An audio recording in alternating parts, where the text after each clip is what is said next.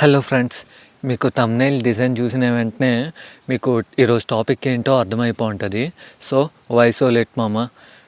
Video start చేసే ముందు నాదొక చిన్న request.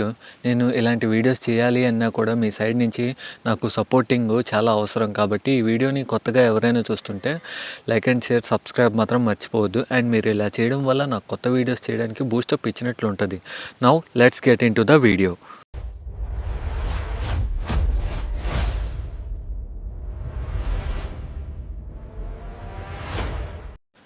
Hello friends, movie meter 10th ఎపిసోడ్కి అయితే స్వాగతం. అండ్ ఇప్పుడైతే మనము ఈ ఫిబ్రవరిలో అయితే మూవీస్ రిలీజెస్ అయితే చాలా ఎక్కువ అంటే ఉన్నాయి.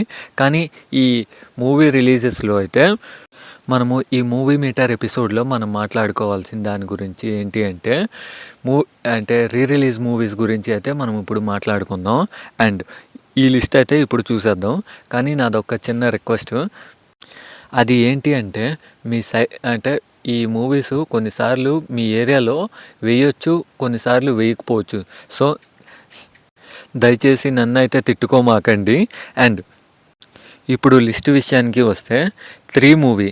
అండ్ ఇది Tamil and Telugu based movie, మీకు తెలిసిందే. ఇది వచ్చేసి ధనుష్ అండ్ శృతి హాసన్ గారిది. ఇది మూవీ వచ్చేసి February 6th అయితే షెడ్యూల్ అయ్యి ఉంది. ఇంకా నెక్స్ట్ వచ్చేసి ఆరెంజ్ మూవీ.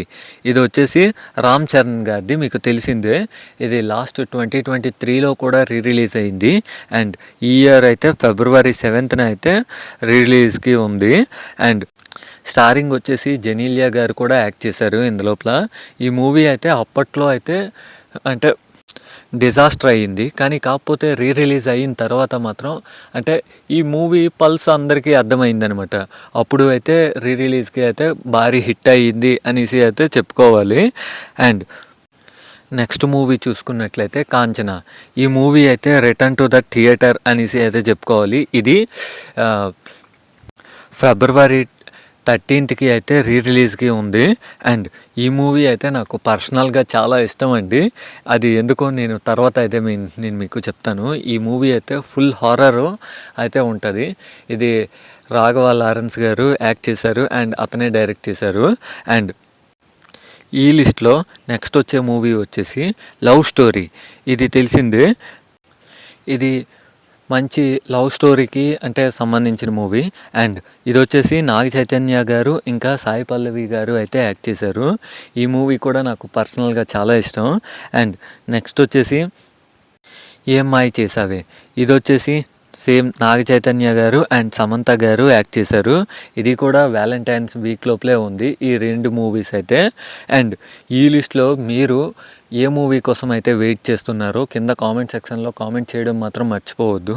అండ్ అలాగే మీ ఫేవరెట్ మూవీ ఏంటో కింద కామెంట్ సెక్షన్లో కామెంట్ చేయడం కూడా మర్చిపోవద్దు.